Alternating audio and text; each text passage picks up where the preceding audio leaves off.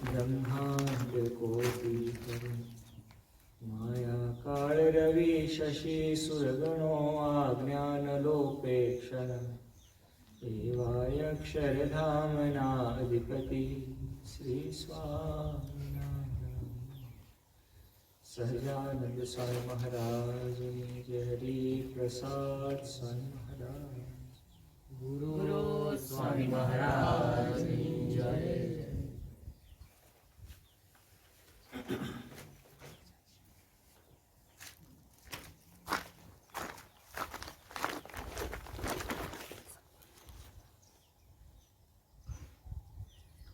उत्तम वस्तुओना सेवनथी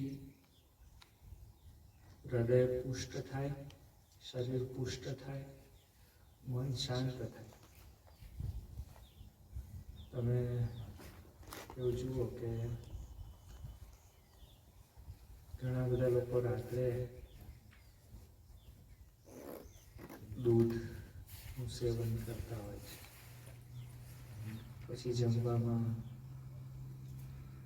निष्ठ शुद्ध सात्विक भोजन लेता है।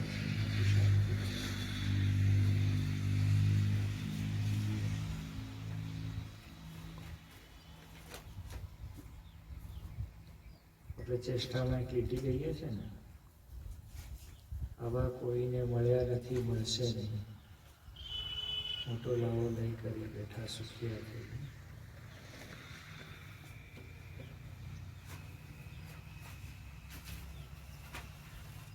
ભારતવર્ષમાં એવા તત્વો છે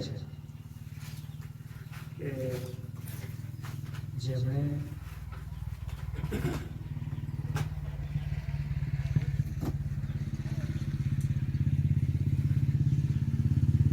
એવા મહાસમર્થ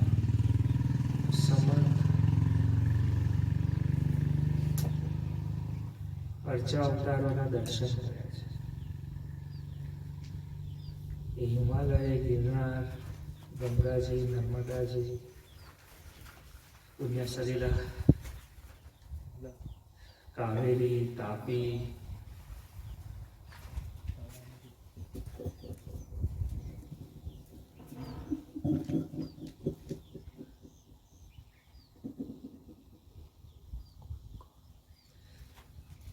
आ बात एटला माटे करूं छुं के सारा साधुना संगथी हमारा कुंजे जे बात करी ने के एना दर्शन थी आँखना पाप पड़ी जाए, एनी बात सांभळवाथी कानना पाप पड़ी जाए अने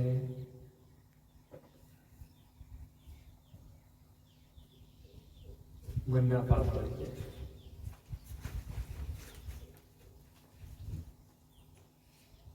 નર્મદાજીનો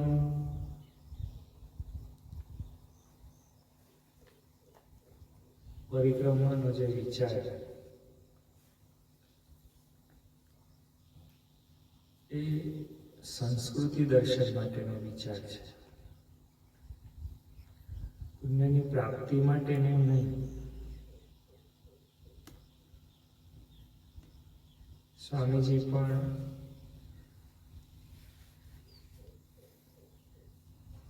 એવા ગંગાજી છે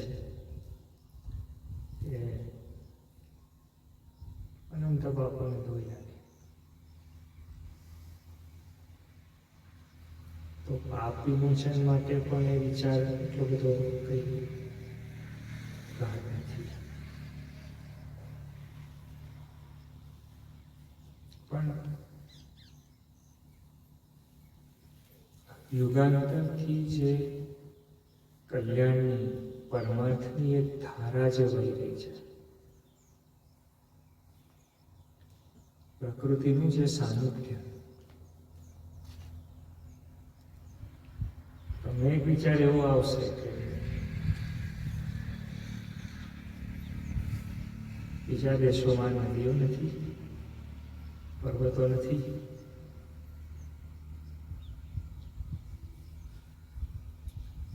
પણ આપણી ત્યાં પ્રાચીનનું મહત્વ શું ખબર છે કે આપણા વડવા હોય, આપણા વડવા સંતોએ અખંડ એક પરંપરા, એક પેઢી દર પેઢી એ પ્રણાલિકા સાચવી રાખી હોય.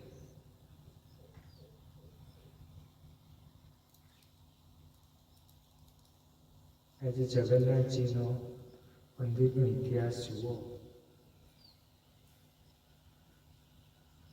સોમનાથ મંદિરનો ઇતિહાસ જુઓ.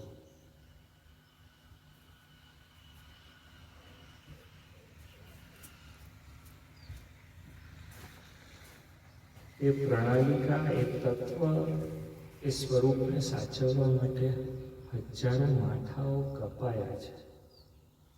અને એટલા માટે કપાયા કે કોઈક જગ્યાએ જે નમસ્કાર કરવાનું સ્થળ છે, જે નિષ્ઠા તત્વ છે, એની સાચવણી થવી જોઈએ. એવો જ રામ જન્મભૂમિનો પણ મુદ્દો આપણે ગણી શકીએ.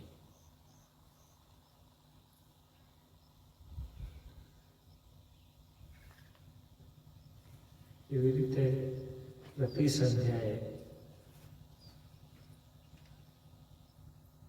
ગંગાજીના કિનારે અમે હતા બનારસ. કેટલા જણ હતા બનારસ મારી જોડે બેઠેલા? 1, 2, 3. અને જે સંધ્યા આરતી થાય, એ સંધ્યા આરતીનો ક્રમ સાચવવો ને,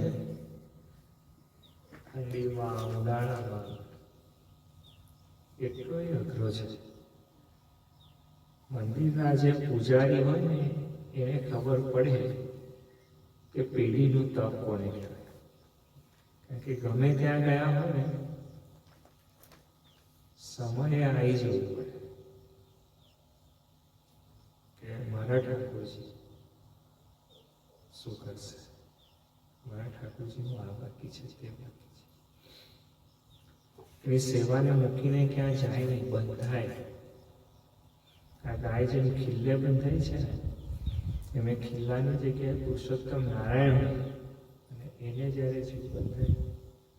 હમણાં જે લોકો મારી જોડે જોડીમાં કરતા હશે, આશ્રમમાં જ હશે, પણ હમણાં જોડીમાં હરિકૃષ્ણ મહારાજને લઈને જે લોકો કરતા હશે, એમને એવું પૂછો કે રાત્રે ઉઠતા બેસતા હરિકૃષ્ણ મહારાજની મૂર્તિ આમ ધ્યાનમાં આવતી હશે, એવું થાય કે હા હમણાં કેમ વધારે દેખાવા માંડ્યા? કે સતત જોડે ને જોડે ફરે, અનુસંધાન રહે, જ્યાં જઈએ ત્યાં. શ્રી વાસુદેવ વિમલામ તથામ વાસમ નારાયણમ નરકતારણ નામ દેયમ શ્યામં સિતં દ્વિભુજમેવ ચતુર્ભુજં ચ ભક્તિધર્મતનયં શરણં પ્રપદ્યે. સહજાનંદ સ્વામી મહારાજ જય, પ્રસાદ સ્વામી મહારાજ જય જય. જેટલા ઘરે ફરીએ એટલા ઘરે હરિકૃષ્ણ મહારાજની ઓવરણા થાય, આરતી થાય.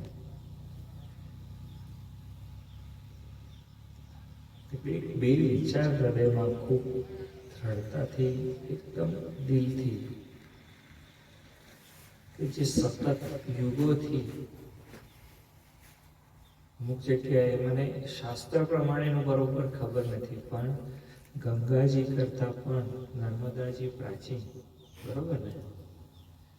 અને એવું કહેવાય કે હિમાલય કરતાં પણ અરવલ્લીના, સાપુતારાના, સાતપુડાના અને વિંધ્યાચલ, એ પર્વતો હિમાલય કરતાં પણ જૂના છે. આ હકીકત છે. એટલે એને એક એવો પીરિયડ, એવો સમય જોયો છે. જોનારાને જોઈએ ને તો એને શું જોયું છે એ ખ્યાલ આવે છે. તમે કોઈ 90 વર્ષના વયોવૃદ્ધ પાસે જઈને બેસો તો આપણને એ જે વાત કરે ને તો ખબર પડે. પહેલા તો આપણે એની મજાક ઉડાવીએ કે અમારા વખતે તો છે ને 2 આણામાં આટલા આટલી બધી ખાંડ મળતી હતી, તેલ મળતું હતું. પહેલી વાત તો ત્યાંથી શરૂ કરે.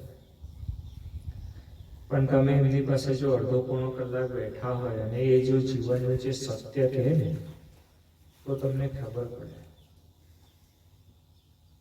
કે એ સમય જે તમે ઇમેજિન કરો છો, એ સમય એ લોકોએ પ્રત્યક્ષ જોયો છે. અને એનું વર્ણન ઘણી બધી વખત તૂટલી ફૂટલી ભાષામાં થતું હોય. કોઈ કથાકાર એની કથા કરે કે કોઈ લેખક એનું લખે તો એની અંદર કેટલા બધા અલંકારો ને કેટલું બધું સ્વામીજી ઉમેરે અને એ લખે. પણ અમે પેલું જબલપુર પાસે કયો ઘાટ હતો? ભેડાઘાટ. ભેડાઘાટ હશે, અમે ત્યાં ગયા. એટલે ભેડાઘાટ જ હશે, મને યાદ નથી, મને શંકા છે ને.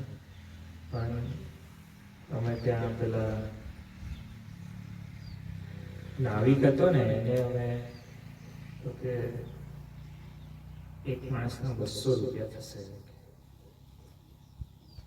તો બોલે 1 ઘંટા અંદર ઘુમાएंगे.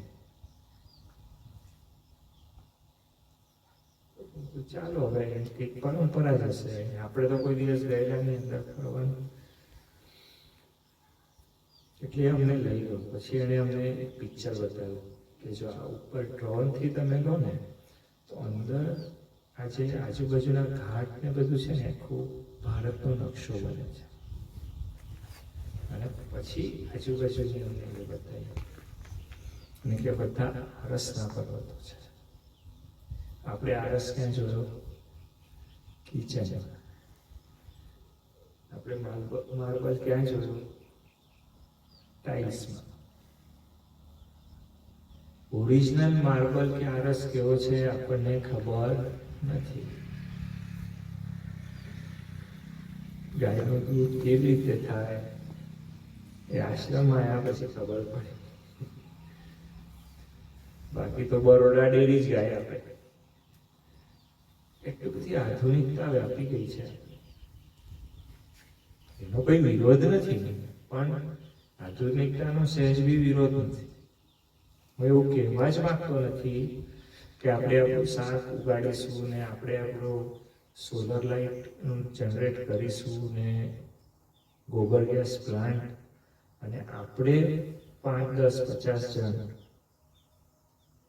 સ્વનિર્ભર થઈ ગયા તો વિશ્વએ બીજી કોઈ પણ પ્રકારની ઉન્નતિ કરવી ના જોઈએ કે સેટેલાઇટ મૂકવું ના જોઈએ એવી જ કોઈ વાત હું કરી નથી રહ્યો. પણ અનંત વર્ષો સુધી નર્મદાજીના કિનારે ભીમબેટકા કરીને એક સ્થળ છે. ભીમબેટકાની અંદર બહુ પ્રાચીન આદિમાનવ વખતના ચિત્રો મળી આવ્યા છે જે હજુ પણ એવા ને એવા સંગ્રહિત છે. પણ એ નર્મદાજીના જેના હૃદયમાં સતત પરમાર્થનો કલ્યાણનો વિચાર તેની અંદર સતત સચવાઈ રહ્યો છે. અમે લોકો મહેશ્વર બેઠા હતા અને ત્યાં એકદમ અમે બેઠા એટલે 2 મહાપુરુષોને ઊંઘ આવી એટલે એ જતા ને પછી હું અને સામે 2 જણ બેસી રહ્યા હતા. એટલામાં એક ભાઈ આવ્યો, અમારી પાસે બેઠો આવ્યો. એને માછલીઓને પ્રસાદ નાખ્યો. પછી અમને પૂછે कहाँ से आए हैं आप लोग? तो हम लोग गुजरात बड़ौदा से आए.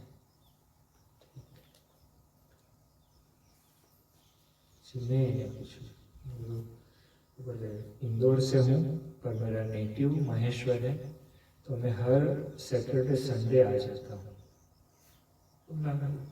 तो बोले कोई दिक्कत नहीं है. मेरा नेटिव का मतलब यह है कि नर्मदा जी. अभी बोले घर सबको पता है कि अभी मैं नर्मदा जी के पास गया हूँ. 2-3 घंटे तक वो मुझे फोन नहीं करेंगे. तो तो उनके सानिध्य में हम बैठूंगा, ये एक मजा है। શું મજાનો અર્થ શું છે? સત્પુરુષો પાસે બેસવું ને એ ધ્યાન છે સ્વામીજી, તમને લાગે એવું. પણ એ એક વખત હરિકૃષ્ણ મહારાજની વાત આમ ઉપાડે ને, અમે હમણાં નારેશ્વર બેઠા 3 થી 4 વ્યક્તિઓને અમે મળ્યા. એક ભાઈ હતા જે ચાલીને પરિક્રમા કરતા હતા. વાત નીકળી કે બાઇક ઉપર ફરીએ તો કે બોલે નર્મદા પરિક્રમા નથી, પછી એ નર્મદા દર્શન છે. તમે સમજો બાકી એ જે શબ્દ છે એ અનુભવજન્ય છે, અનુભવમાંથી નીકળ્યો છે કે નર્મદાના તટ ઉપર શું શું દર્શનીય સ્થળો, વંદનીય સ્થળો છે, એના માટે તમે જાઓ છો, નર્મદાજીના સાનિધ્ય માટે નહીં. પછી અમને એક બાઇકનું ગ્રુપ મળ્યું, અમે એમને વાત કરી. એમ કીધું હું પહેલો પ્રશ્ન કોઈને આર્થિક પૂછું નહીં, હું પહેલો પ્રશ્ન પૂછું આધ્યાત્મિક, કે તમારો અનુભવ કેવો રહ્યો. હું ત્યાંથી જ પ્રશ્નની શરૂઆત કરું, કારણ કે આર્થિક પ્રશ્ન એ ભારતની ભૂમિ ઉપર મને એવું લાગે છે કે 3જા 4થા લેવલે આવતો હશે. રાજા હોય, રંગ હોય, એ જો પહેલી અવસ્થા કોક લેવાનો પ્રયત્ન કરે તો એ આધ્યાત્મિક છે. એટલે મેં પૂછ્યું બધું તમારો બધું કેવો અનુભવ હતો, કે કેવો મૈયા કે સાનિધ્ય में बहुत मजा आता है, ये देखो. એમ કરીને એમને અમને બધી વાત કરવાની શરૂ કરી. બીજું વાત મેં એમને पूछू कि आपकी सब व्यवस्था हो जाती है, आपको व्यवस्था मिल जाती है. तो हमने बीजी बात मैंने करी कि मैया सब व्यवस्था कर देती है. तो मैं समझा व्यवस्था करना कोई व्यक्ति नहीं, कोई संस्था नहीं, ये संस्था ने प्रेरणा करना पण दैवत છે, ભગવાન છે. એટલે મેં 3જો પ્રશ્ન આર્થિક પૂછ્યો. એટલે જ્યારે હું આર્થિક પૂછું ને ત્યારે એ લોકો મને આ એક જ પ્રશ્નનો જવાબ 4 જગ્યાએ સ્વામીજીનું ડુપ્લિકેશન થયું હશે કે બોલે हम किसी के पास मांगते नहीं और हम अपना पैसा खर्च करते हैं. देव वस्तुओं स्वामी अग्नि में विपरीत है, पर बोले योग क्षम का वहन वो कर देती है. એટલે માગ્યા વગર પૂરું કરે છે અને અમે અમારું કેમ? કારણ કે આપણને યોગક્ષેમ કેવી રીતે પૂરા કરશે એનો એક અનુભવ આપણને ત્યાં થાય છે, અને એ અનુભવ લેવો ખૂબ જરૂરી છે. કારણ કે આપણે વાત કરીએ છીએ કે જ્યાં ત્યાં જેવું તેવું જેમ તેમ આપણે બધું ફવડાવી લઈશું, પણ પ્રસંગ પડે એવું થતું નથી.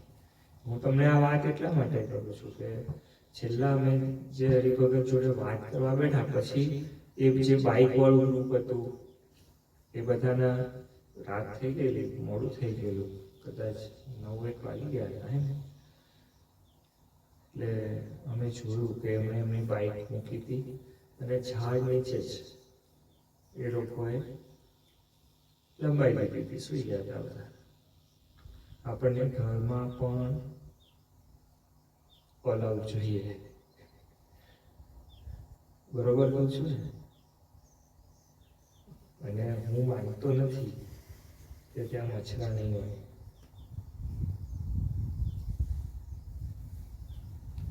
પછી ભાઈએ અમને કહ્યું કે અંદર જે હોલ છે આખો ભરાયેલો છે, નર્મદા પરિક્રમા વાસી છે. ત્યાં ભારતની ભૂમિમાં એ 4 ધામ હોય, ભગવાન સ્વામિના નીલકંઠ વર્ણની સ્વરૂપ ધારણ કરી અને જે જગ્યાએ વિચરણ કર્યું ને સાહેબ, એ વિચરણ ભગવાન તો કોપિંગ વેર કર્યું. તમે વિચાર કરજો, આપણી વિચરણની યાત્રાની પરંપરા છે. આપણે એ પરંપરાનો અનુભવ કરવા એ પરંપરાનો આનંદ તમને એમ થશે કે આ પાછું શું નવું આવ્યું. આપણે શાકોત્સવ કરવાના, આપણે ફૂલદોલ કરવાનો, આપણે બધા ઉત્સવો કરવાના, પાછું કથા વાર્તા સત્સંગ કરવાનો, કંઈ ના બધું દોડવાનું. પણ જે મુક્તોને જેવી અનુકૂળતા હોય, 5 દિવસની, 10 દિવસની, 15 દિવસની, 20 દિવસની, મહિનાની, જેને જે અનુકૂળતા હોય, સાનિધ્યાર્થે જોડાજો. જેને જે અનુકૂળતા હોય.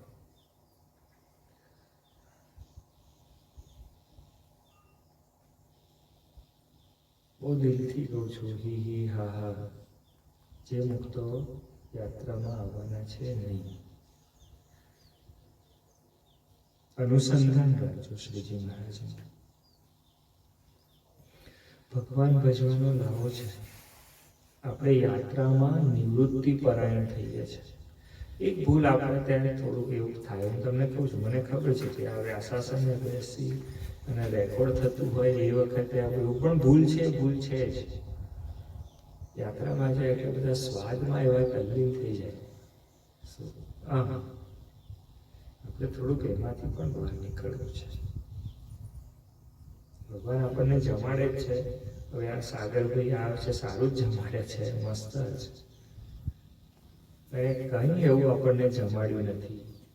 મને કહો, બધે જમાડે જ છે. પછી ભગવાને કહ્યું કે સ્વાદ જેને જીત્યો એને અડધું જગત જીત્યું, જેણે મન જીત્યું એને જગત જીત્યું. તો આપણે એ વિચારને હૈયામાં રાખીએ. આપણે બાહ્ય દ્રષ્ટિએ કરીને યાત્રા નથી કરતા, આપણે અંતરદ્રષ્ટિ માટે યાત્રા કરી રહ્યા છીએ.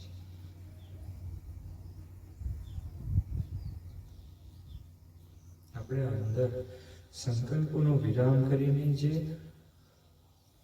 ઉચ્ચ અવસ્થાએ આવ્યા છે એવા સત્પુરુષોના, એવા સાધકોના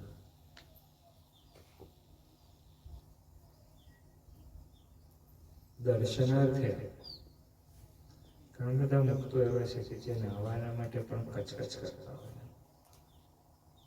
નર્મદાજી એવું સ્થળ છે, એવું સ્થળ આવે એમના કિનારા પર દિવસમાં 2 વાર લાવું સંગ્રહમાં, એટલે નવું પડે.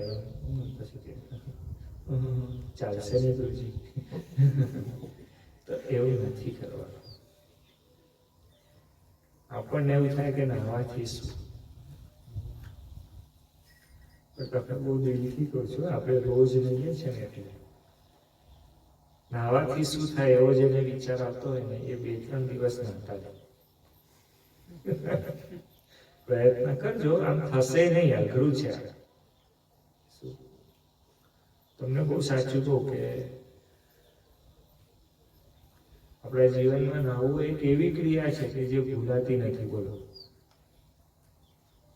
તમને યાદ જ રહે કે યાદ ના આવ્યો ને, થાય ને. અને એ આપણા વડીલો ઉપાર્જિત આપેલો આપણને સંસ્કાર છે. સ્નાન, ધ્યાન ને આચમન એ ભારતીય સંસ્કૃતિનો એકદમ સાહેબજી દરેકના લોહીમાં નાખેલો સંસ્કાર છે. તો સ્નાનનું મહત્વ સ્વામીજી ખૂબ સમજવું છે. અને હું ઘણી બધી પંક્તિઓ ને કે આખાની એક પંક્તિ છે કે તુલસી દેખી તોડે પાન, પથ્થર દેખી, અને શું છે કરે સ્નાન, એવું મને બહુ યાદ નથી, પણ બોલું. તુલસી દેખી તોડે પાન, નદી દેખી કરે સ્નાન. છે મને એનું બહુ યાદ નથી, પણ મને ખબર એનો અર્થ એવો થાય છે કે મૂર્તિ જોવે એટલે અભિષેક કરવા માંડે, નદી જુએ એટલે સ્નાન કરવા માંડે, તુલસી દેખે એટલે તરત પાન તોડી ભગવાનને ચડાવે કે પોતે આરોગ્ય કે એવું થયું. પણ એ જે અનુસંધાન વગર કરે છે ને, એ શબ્દ એના માટે લખાયો છે. કથા સુનતા ફૂટ્યા કાન, પણ જો હૃદયથી કથા, તો એની સામેની ચોપાઈ તમને કહું છું. શબરીજીને જે વખતે ભગવાન રામચંદ્રજીએ સ્વામીજી ઉપદેશ કર્યો નવધા ભક્તિ, ત્યારે પહેલી ભક્તિ એવું કહી કે સત્સંગ કરજો. સત્સંગ એટલે મોટા પંડાળમાં થતો હોય, મોટા તંબુ તાણીને કથા થતી હોય તો પણ, અને 4 જણ રૂપમાં આવ્યા હોય, પ્રકાશ આવ્યો હોય, સચિન જોડે બેઠો હોય, એકદમ ભગવત વાર્તા શરૂ થાય કે સ્વામીજી તો આમ, ને સ્વામીજી તો તેમ, ને સ્વામીજી તો ગુણાતીત પુરુષ, ને સ્વામીજી તો યોગી, અને સ્વામીજી તો ભગવાન ધારક સંત, ને સ્વામીજી તો ભગવાન, એવી વાત થવા માંડે ને તો સ્વામી સત્સંગ છે. તો આપણે એ કથાથી એક બાજુ કથા સુનતા ખૂટ્યા કાન, અને બીજી બાજુ છે કે એ કથા સાંભળે, જેની કથા સાંભળે આપણે ભ્રમરૂપ થઈ જઈએ છીએ. તો આપણે એના માટે સ્વામીજી આપણું જે એ છે એના માટે જઈએ છીએ. એક વખત નારાયણ સ્વામી મહારાજ પાસે એક શેઠે કે સ્વામી શું સેવા કરું, તો કે બોલ તમારી જે ઈચ્છા હોય. તે બાજરો આપ્યો જોરદાર બધો, ઘણો બધો એમ. પછી બાજરો આપીને તો નીકળી ગયા, ત્યારે નારાયણ સ્વામી મહારાજ બોલ્યા કે બાજરો થોડો આપ્યો હોત ને સમય કાઢ્યો હોત અને જો એ કથા વાર્તા સાંભળ્યો હોત તો જીવનું કેટલું કલ્યાણ થાય. એટલું બાજરો આપે કલ્યાણ થશે. તો કહેવાનો અર્થ છે કે સ્વામીજી આપણે જે યાત્રામાં જઈએ છીએ એ અનુસંધાન માટેની યાત્રા છે. આ કઈ ફક્કડ સાધુ રખડવા જતો નથી, ભ્રમરૂપ થવા માટેની યાત્રા છે. તો બીજું નહીં કરતા, સતત અનુસંધાન, સતત કોઈનો દેશ લૂંટાઈ નથી જવાનો, કોઈના આશ્રમ સુના નથી પડી જવાના, બધું એની જગ્યાએ રાબેતા મુજબ ચાલવાનું છે. આપણે અનુસંધાન રાખીએ એટલે શ્રીજી મહારાજ તરફ આપણી યાત્રા આગળ વધે. તેના માટે આપણે પ્રયત્ન કરવાનો છે. તો તમે લોકો જે કોઈ બી જોડાવાના છો કે નથી જોડાવાના, કદાચ કોઈ કરી વગર નહીં જોડાવાનું હોય તો પણ અનુસંધાન રાખજો કે હરિભક્તો ચાલે છે. રોજ વાત કરજો, ફોન કરજો, વિડીયો કોલ કરજો, જે થાય. તો એ લોકોને જે પુણ્ય થાય છે એ પુણ્ય તમને પણ થશે. હું તમને હૃદયપૂર્વકની વાત કરું છું. તો અમે એવું કહેશો કે પછી તો હવે આપણને પણ મજબૂર હોય, ખાલી બહાના કરીને નહીં. ભગવાન છે ને બધું સમજે છે, એટલે રુચાઈ બી સમજે ને ભાવ બી સમજે, એટલે જ ભગવાન છે. જે નથી સમજતા એ આપણા તમારા મારા જે અમાનસ છે, બરોબર સમજે છે.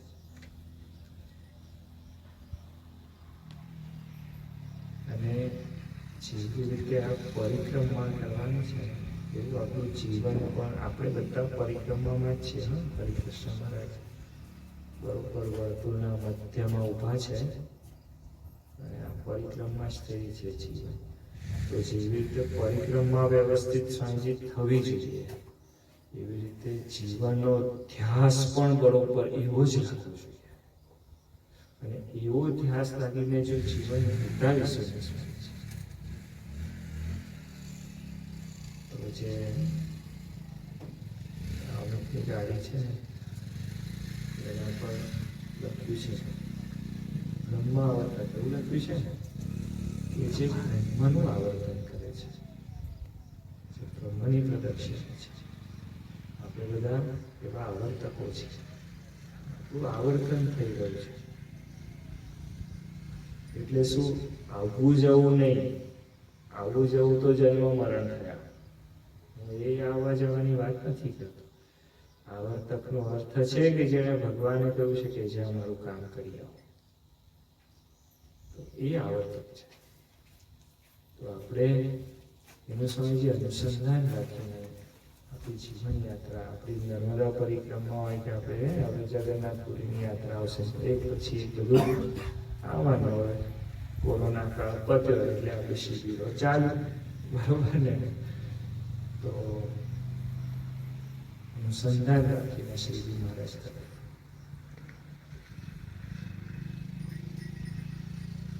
ચાલુ છે તો મહારાજ આપણને એ બ્રહ્માનંદમાં ડૂબાડે એના માટે આપણી મનોવૃત્તિ કરીએ. આપણે જ્યાં આપણે મનોવૃત્તિમાંથી બહાર નીકળીએ, આપણને પાછી મનોવૃત્તિમાં ખેંચી જાય અને આપણને અખંડ આનંદ રાખે. એ જ પ્રાર્થના સહજાનંદ સ્વામી મહારાજની જય, હરિપ્રસાદ સ્વામી મહારાજ જય, જય. ગુરુ સ્વામી મહારાજની